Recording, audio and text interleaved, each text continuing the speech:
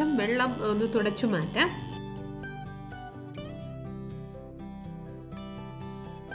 തക്കാളി ഇനി പീസസ് ആയിട്ടൊന്ന് കട്ട് ചെയ്തെടുക്കാം.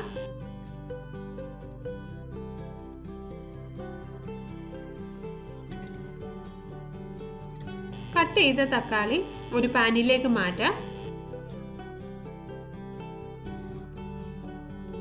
ഗ്യാസ് ഓൺ ചെയ്യാം.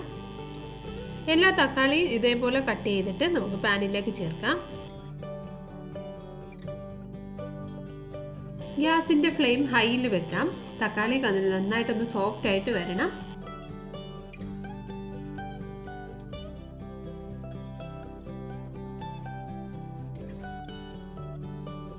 ഇപ്പോൾ നമ്മൾ കട്ട് ചെയ്തിട്ട് അല്പസമയം കഴിഞ്ഞിരിക്കുകയാണ്. നമ്മൾ ഇതിലൊട്ടും വെള്ളം ചേർത്തിട്ടില്ല. തക്കാളിയുടെ കുറച്ച് വെള്ളമൊക്കെ ഇറങ്ങുവാണ്.